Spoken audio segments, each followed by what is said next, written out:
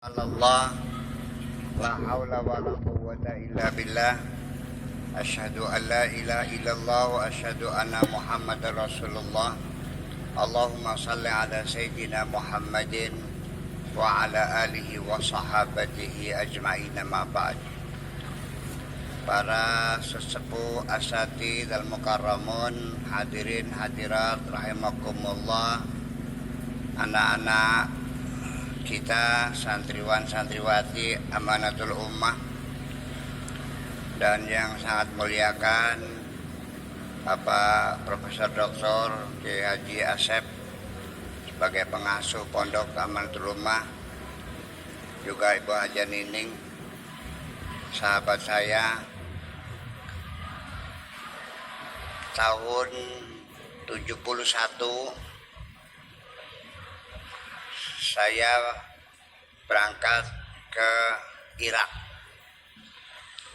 Waktu itu presidennya masih Hasan Bakar sebelum Saddam Hussein. Ya, saya ke sana pada suatu malam. Saya sedang berjalan-jalan di kota Irak, itu di Baghdad. Ada orang Irak menyapa, "Anda dari mana?" "Min ain anta khoya?" Saya bilang, "Ana min Indonesia." Lalu nanya, "Ista'amad, ngapain kamu di sini?" Saya bilang, "Ana talib." Terus tanya, "Isdinak, agamamu apa?" Saya bilang, "Saya Muslim." Apa bilangnya? "Goblok lu," katanya.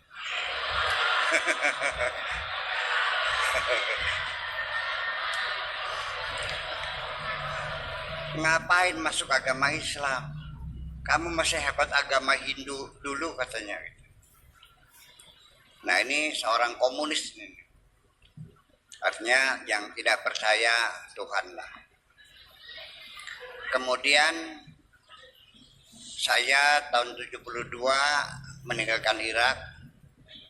Di situ ya Gus Dur, Irfan Zidni, ya kayak Masyuri, semuanya itu, kayak Muzammil Basyuni yang menjadi duta besar ini.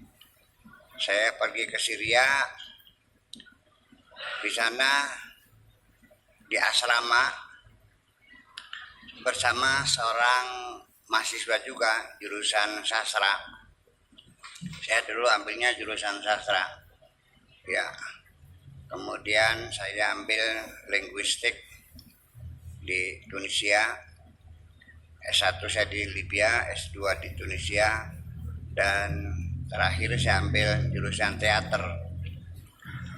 Ya, saya ahli dialog teater. Nah, datang pulang ke Indonesia jadi kiai.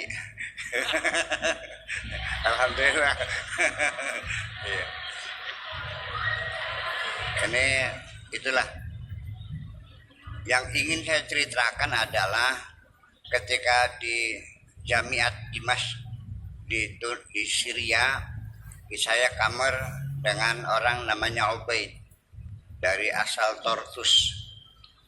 Melihat saya ambil air wudhu sehari-hari itu 5 kali, dia mengatakan, "Kamu kok kayak ikan aja. Bentar-bentar ke air, bentar ke air lagi." Ya, ternyata dia agamanya Nasrani. Kita sekamar, kalau saya sholat dia memperhatikan gitu. Ini orang Syria, agamanya Nasrani. Jadi dia jurusan sastra Arab. Ya pasti ada pelajaran teks-teks agama yang klasik sebagai pelajaran Al-Quran, hadis, dia banyak hafal. Jadi saya aneh juga, hafal Quran tapi nggak sembahyang, agamanya Nasrani. Saya bilang, "Kamu agamanya apa?" "Saya Nasrani." "Terus kamu banyak hafal Quran?" "Iya." "Al-Quran bahasanya indah nggak?" "Oh, indah sekali." "Bagus nggak?" "Bagus sekali." "Ada salahnya nggak?" "Nggak ada." "Kamu percaya nggak?" "Nggak."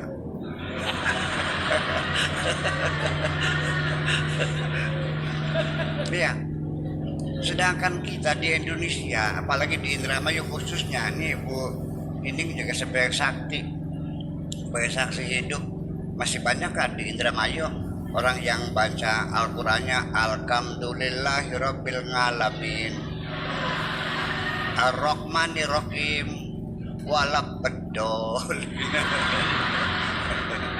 Bacanya dia salah semua, tapi dia yakin itu firman Tuhan. Anda kan nggak masuk akal. Kemudian saya nanya lagi, kamu percaya nggak sama Nabi Muhammad? Enggak. Maksudnya yakin nggak dulu ada bayi lahir diberi nama Muhammad, lahir tahun 571 Masehi pada hari Senin, ibunya namanya Aminah, lahir di kota Makkah. Kamu percaya nggak? Percaya. Bukan dongeng, bukan. Sejarah, iya betul ada. Tapi dia sebagai Rasul percaya nggak? Enggak. Saya nanya lagi. Al-Quran paham. Hebat, bagus, sastranya tinggi. Tapi nggak percaya. Nabi Muhammad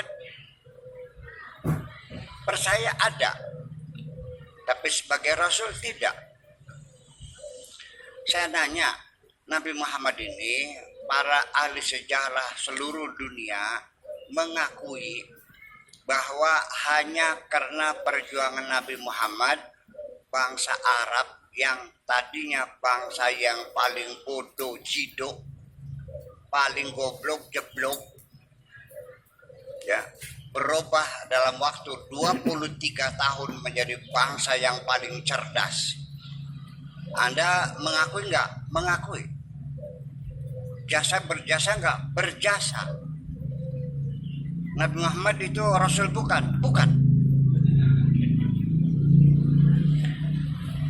Muhammad dalam 23 tahun merubah bangsa Arab dari bangsa yang biasa perang saudara menjadi bangsa yang bersatu, bangsa kokoh, dan bisa membangun peradaban dunia. Percaya nggak? Percaya.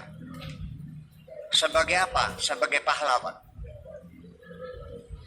Paham? Sebagai pahlawan. Jadi sama seperti kita mempercayai Bapak Jenderal Sudirman sebagai Bapak Tentara Indonesia yang berjasa ikut membangun negeri ini. Itu saja. Jadi sebagai pahlawan diakui. Sebagai Rasul tidak. Mungkin pikir saya, ini anak zaman sekarang, pada zaman saya mungkin dia sudah tidak kenal Nabi Muhammad. Mungkin waktunya sudah 1400 tahun yang lalu. Seperti hanya kita juga lupa dengan kakek kita. Saya saja nama kakek saya hanya di bapak, kakek. Bapaknya kakek saya nggak tahu. Anak-anak juga sama, sok aja.